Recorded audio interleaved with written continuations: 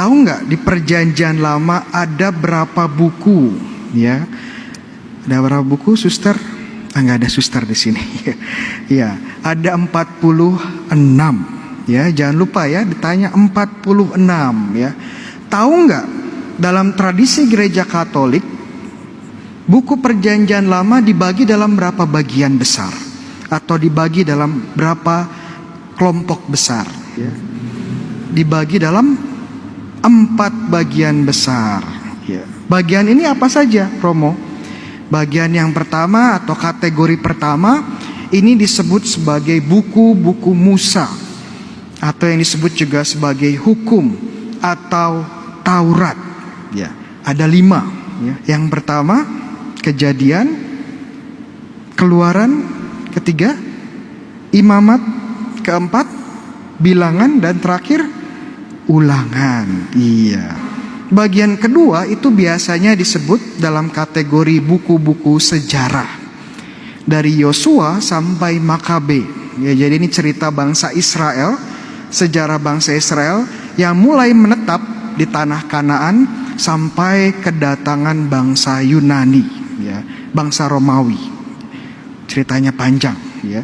Ini kategori kedua. Buku-bukunya seperti Yosua, Hakim-Hakim, ya, Samuel 1-2, ya, apalagi Tawarikh dan seterusnya.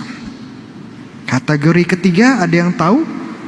Buku-buku para nabi, ya.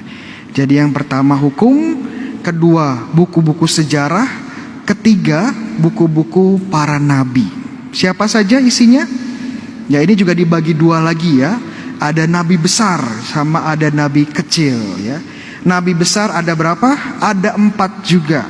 Nabi kecil ada berapa? 12. Kenapa disebut nabi besar, Romo? Karena badannya besar ya, bukan ya. Karena ini buku-bukunya relatif lebih panjang dari nabi-nabi kecil. Nabi kecil karena bukunya pendek-pendek, ya, rata-rata pendek. Contoh nabi besar ada 4 ya. Ada Yesaya, Yeremia, Yehezkiel, Daniel. Hafal? Ya, hafal ya. Contohnya Yesaya ada berapa bab? Ada 66 bab. Wah, panjang sekali ya. Dan kategori terakhir ada yang tahu kategori apa? Buku-buku kebijaksanaan atau buku-buku hikmat. Contohnya buku Mazmur ya, buku Amsal, buku apalagi Kidung Agung dan yang lain-lain. Jadi ini pembagian dasar dari kitab suci Perjanjian Lama.